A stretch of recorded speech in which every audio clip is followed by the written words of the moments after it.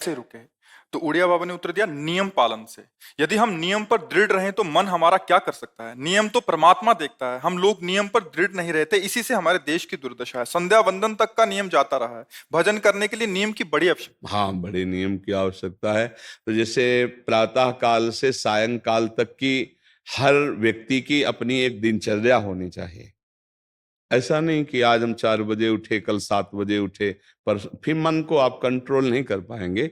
मन के लिए एक दिनचर्या होनी चाहिए कि हमको 10 बजे सोना है, 4 बजे उठ जाना है। तो फिर 4 से 4:15 नहीं होना चाहिए, 4 बजे उठ जाना, ऐसा नियम बना ले। और उठ करके हमको थोड़ी देर नाम जप करना है, थोड़ी देर हमें वाणी जी का गायन करना है, थोड़ी देर हमें ध्यान, एक अपनी दिनचर्या। फिर हम अपने संसार के कार्य के नियम, जो संसार के कार्य हैं, उनको भी करते हुए भगवान को समर्पित करें। जैसे जो पद में है, जो आपको राष्ट्र सेवा मिली है, जो आपको समाज सेवा के पद मिले हैं, या आपको जो घर की सेवा के कार्य मिले हैं, उनमें बहुत धर्म पूर्वक आचरण होना चाहिए। अगर आप अधर्म आचरण करते हैं, अपने पद का दुरुपयोग करते हैं, तो आप सुबह जग करके थोड़ा माला चला लीजिए, फिर भी आपका कल्याण नहीं होगा, क्योंकि आप अपने पद का, अपने सेवा का दुरुपयोग कर रहे हैं। जैसे हम जानते हैं कि अधर्माचरण है, ये अधर्मी है, हमें पता है दोषी है, और वो हमको कुछ धन दे देता है, और हम उसको मुक्त करवाने की बात सोचते हैं, और जो निर्दोष है उसको फंसा देते हैं। अब तुम चाहे जितना माला चलाने की कोशिश करो या दान पुण्य करो, वो तुम्हारा अधर्म आचरण, वो अधर्म का धन तुम्हें सतमार्ग में नहीं जाने देगा। नियम लेना चाहिए कि जिस पद में है, जिस धर्म में है, जिस कर्तव्य में है, चाहे कुछ भी हो जाए, हम अपने कर्तव्य से विमुख नहीं होंगे। जितना जप महान है, उतने कर्तव्य महान है। दोनों बातें समझना है। माला फेरा और इसके बाद बेईमानी, अधर्माचरण, इनका कोई नियम नहीं है कि हमें कैसे चलना है, तो वो माला काम नहीं कर पाएगा, क्योंकि उसका तभी सत्य भाव माना जाएगा माला जपला जब धर्माचरण है। धर्माचरण नियम से। बोले वो बड़े कट्टर नियम वाले हैं, उनको घूस नहीं, आप उनको भयभीत करके नहीं काम करवा सकते, प्रलोभन में काम नहीं करा सकते।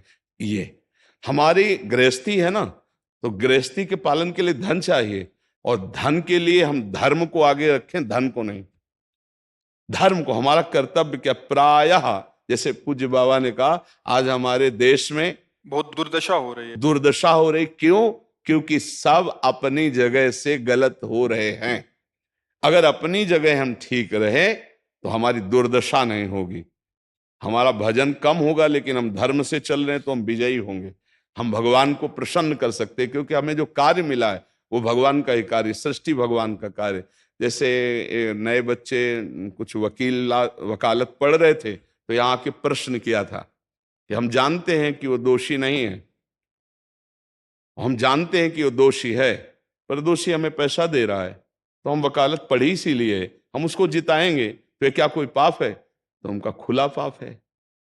बोले नहीं, हमारी कोई ऐसा कंपनी दो, ऐसा कुछ बोले कि हमारी कंपनी को ये सिखाया जाता है, तो हमको तो ये करना ही होगा, अगर नहीं करेंगे तो हमारी वकालत का मतलब क्या रहा? तो नहीं, वकालत का मतलब अधर्मी को मुक्त करवाना नहीं है।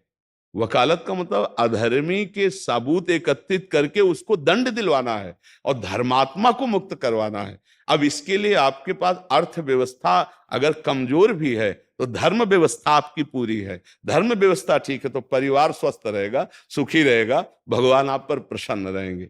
अच्छा, फिर हमने तर्क रखा कि जैसे आपकी बहन के साथ कोई गलत व्यवहार करे, आपको पता है, और वो आपको 10 लाख रुपया घूस दे, तो क्या आप उसका पक्ष लेंगे?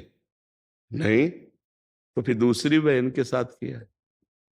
अब यहां विचार करना है ना, अपने भाई का अगर कत्ल किए हो, मुझे पता हो कि ये दोषी है, तो क्या हम पैसे से उसको मुक्त करने देंगे? लगेगा कि जान की बाजी लगा देंगे, और तुम्हें हम, ऐसे ही एक गरीब आदमी की किसी ने हत्या की है, तो आपका पक्ष बनता है। पर यह ज्ञान कहां मिलेगा? बिना अध्यात्म के ये ज्ञान तो मिलेगा नहीं। ज्ञान तो इस बात का मिला कि कैसे पैसा कमाया जाए। अच्छा, वो पैसा यदि अधर्म से आया है तो आपकी दुर्दशा कर देगा, आपकी बुद्धि भ्रष्ट कर देगा। तो जो बाबा कह रहे हैं कि आज हमारे समाज की बड़ी दुर्दशा हो रही, उसका कारण यही है कि हमें अध्यात्म का ज्ञान नहीं, हमें धर्म का ज्ञान नहीं, और बड़ी बड़ी गलतियां हो जाती है। बिल्कुल पता है आदमी निर्दोष है और हम धन के प्रभाव से उसको दंड दे देते हैं। वो दंडा भगवान जब आपको पलट कर देंगे तो आप सह नहीं पाओगे, उसका परिणाम बहुत बुरा होता है। तो इसलिए समाज को चाहिए अपने अपने कर्तव्य का पालन करते हुए एक नियमावली बना ले। जैसे कुछ दुकानों का नियम होता है कि वहां फिक्स रेट होता है, नहीं होता? वहां ये नहीं चलेगा कि कसम से कहते हैं कि तुम्हें हम अपना जान करके कि 100 रुपया मीटर ये मिला है, हम बिल्कुल मुनाफा नहीं ले रहे। नहीं, झूठ क्यों बोल रहे हो? दुकान खोले हो मुनाफा के लिए, झूठ क्यों बोल रहे हो? नहीं लेंगे मुनाफा, हम जितने का लाए हैं उससे मुनाफा लेंगे, पर 120 रुपया मीटर देंगे, कपड़ा बढ़िया है, नाप फिट है, इससे नीचे नहीं उतरेंगे, हमें सफाई देने की जरूरत नहीं है कि हम कसम खाते हैं या ऐसा। हम जानते हो ये बिजली है, दुकान है, नौकर लगे हैं, तो इसका मुनाफा लेने के लिए दुकान खोलें, कोई दान करने के लिए तो नहीं। तो सबको पता है मुनाफा लेगा, लेकिन एक फिक्स दाम, उसे 10-20 रुपया का मुनाफा लेकर के हम उसको बेच रहे। लेकिन झूठ क्यों बोले? बोले झूठ के बिना धंधा नहीं चलता। नहीं, ऐसा नहीं है। अब असत्य बोलोगे तो उससे जो आपको मुनाफा मिलेगा वो आपकी बुद्धि भ्रष्ट करेगा, और सत्य है कि मुनाफा के लिए है वही चीज, और आप एक फिक्स रेट में दे रहे, बढ़िया है। अब अगर आप कोई मिलावट करके भोजन सामग्री दे रहे हैं, आपको पता है, तो जो खाने वाले के हृदय में बैठे हुए भगवान है वो तुम्हारे जीवन में मिलावट कर देंगे, तुम्हारा जीवन महान दुखमय हो जाएगा। ये कहां समझा जाता है? एक आदमी सिंथेटिक दूध बना रहा है, उससे कहो ये अपने बच्चे को पिला, नहीं पिलाएगा। फिर ये दूसरे का बच्चा जब पिएगा तो उसकी हालत क्या होगी? दूसरे शरीर में जाएगा तो हालत क्या होगी? वो केवल धन की बुद्धि रख रहा है। एक आदमी घी में केमिकल मिला रहा है, एक ऐसे अभक्ष्य पदार्थ मिला है, वो स्वयं नहीं खाएगा, लेकिन वो होटलों में भेजा जाएगा, हजारों लाखों लोग खाएंगे, बीमारी बढ़ेगी, उसको रुपया से मतलब है। ये चीज, ये दुर्दशा हर जगह धर्म का ज्ञान न होने के कारण फैल रही, नहीं फैल रही। एक मरीज बीमार है, असली दवाओं में पैसे ज्यादा है, नकली दवा लेकर के असली के दाम में बेच देना, उसको बिल्कुल फायदा ना होना। लेकिन परमात्मा देख रहा है, तुम जानते हो नकली दवा है, वो तो नहीं जानता बेचारा, ज्यादा पढ़े लिखे नहीं, किसान आदमी गांव का आया है, तुमने दे दिया और उसने पैसा दिया असली के। अब वो पैसा तुम्हारी बुद्धि भ्रष्ट करेगा, तुम्हारे परिवार में कलह पैदा करेगा और तुम्हारा पतन कर देगा। ऐसे हर डिपार्टमेंट में, हर विषय में यदि हम अपने धर्म से चले, अपने सत्य से चले, और थोड़ा भी भजन होगा, वो आपको उत्तम गति प्रदान करेगा। पर ऐसा कहां समझ में आ रहा? अध्यात्म के बिना भला ऐसा समझ में आएगा? तो इसीलिए कह रहे हैं हमारे देश की दुर्दशा हो रही। पूर्वजों में पहले ये था कि हमारा धर्म नहीं जाना चाहिए चाहे प्राण चले जाएं, हमारा चरित्र नहीं जाना चाहिए चाहे सर्वस्व नष्ट हो जाए। आज इसकी कोई परवाह नहीं, तो उसी से बुद्धि भ्रष्ट हो जाती है, जीवन एक पशुवत आचरण वाला हो जाता है, और वो अपने को बड़ा सुखी समझने लगते हैं कि हमारे पास बड़ा वैभव है। लेकिन प्यारे, उस दिन को याद करो जिस दिन तुम्हारा आखिरी समय होगा, ना तुम्हारा फार्म हाउस जाएगा, ना महल तुम्हारा जाएगा, ना बैंक बैलेंस जाएगा, ना कोई व्यक्ति, और ना ये शरीर। अब तुम्हारे कर्म तुमको भोगवाएंगे। उस समय की कौन याद करता है? अगर उस समय की याद हो तो भय लग जाए कि नहीं नहीं, पाप नहीं करूंगा, क्योंकि जाना है यहां से। अच्छा, कब जाना कुछ पता नहीं, किसी भी समय ट्रांसफर हो सकता है इस शरीर से। तो हमें लगता है कि महापुरुषों के जो वचन है कि हमें एक नियम से जीवन जीना चाहिए, धर्म पूर्वक जीवन जीना चाहिए, अपने कर्तव्य का पालन करना चाहिए। जो हमारे लिए कर्तव्य, आज प्रायः धन प्रधान बुद्धि होने के कारण कर्तव्य स्वाहा हो रहा है। एक विद्यालय में विद्यार्थी के लिए जो गुरु पद में बैठा है, उसका क्या कर्तव्य है? वो अपने कर्तव्य को भूला हुआ है। भला छोटे छोटे विद्यार्थियों को, जिनकी नींव पूरे राष्ट्र सेवा में, समाज सेवा में बन सकते हैं, अगर उनको हम सही शिक्षा नहीं दी तो उनका पूरा जीवन बर्बाद हो जाएगा। अगर उनको हम गलत सपोर्ट कर दिए तो उनका पूरा जीवन बर्बाद, क्योंकि नया जीवन है। और जगह जगह अपने अपने कर्तव्यों का यदि पालन किया जाए तो पूरा समाज सुखी हो जाए। लेकिन कर्तव्यहीनता आ रही, कोई अपने कर्तव्य को नहीं समझ रहा है। तो यही बात महापुरुष जनों को दुख लगता है कि अगर सब अपने कर्तव्य का पालन करें, धर्म का पालन करें, भगवान का नाम जप करें तो सब सुखी हो जाए। सुख सब चाहते हैं और आचरण दुख वाले करते हैं, इसीलिए सुख नहीं मिल रहा है, परिणाम में हमें दुख मिल रहा है। सच्ची मानना, वो रुपया पूरे परिवार में अशांति पैदा कर देगा। और धर्म पूर्वक 100 रुपया लाओगे और 4-5 परिवार के बैठ के नमक रोटी खाओगे, आनंद से सोओगे, बड़ा प्यार रहेगा, भगवान की कृपा रहेगी। पर ये बात समझ में नहीं आती है।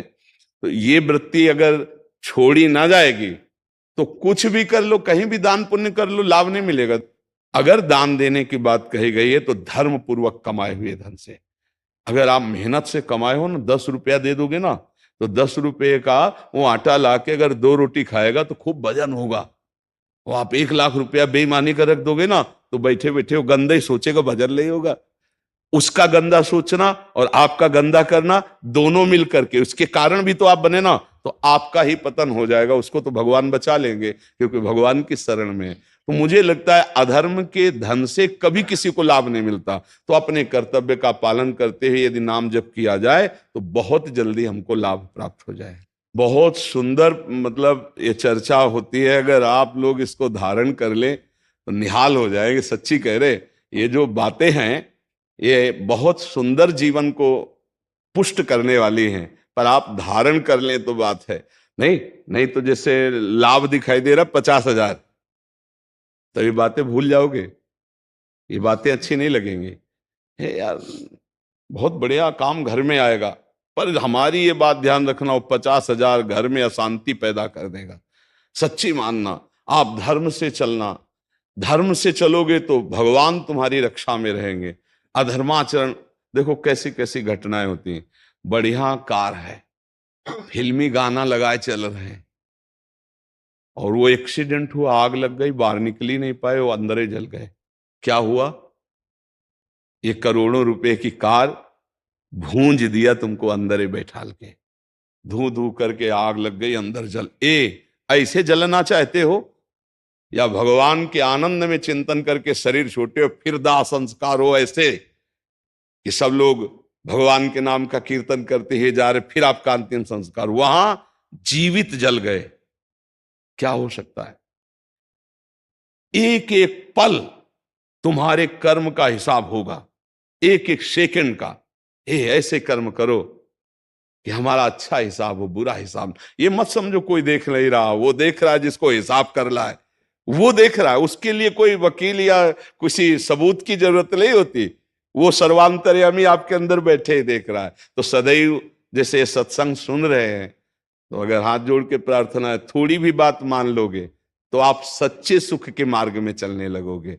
नहीं तो भाई बहुत गंदी हवा चल रही है, माया की बहुत गंदगी ऐसी फैल रही, कलिकाल है ना, कि ये बातें किसी को पसंद नहीं आती। वो बात बताओ कि हम कितना रुपया कमा ले, कैसे कितने भोग भोग ले, और वो अध्यात्म में नहीं है। आपको सच धोखे में मत रहना, अध्यात्म में है। जितना आप धर्म से चलोगे उतना सुखी होगे, और लोक में है जितना धन मिल जाएगा उतना सुखी माना जाएगा। लेकिन वो सुख नहीं है, वो चंद मिनट के लिए हाइलोजन की तरह जलेगा, फ्यूज हो जाएगा। और धर्मात्मा दीपक की तरह जलेगा, पर बहुत काल तक चलता रहेगा। इन बातों का चिंतन कीजिए, खूब नाम जप कीजिए और भगवान के भरोसे रहिए, गंदे आचरण मत कीजिए।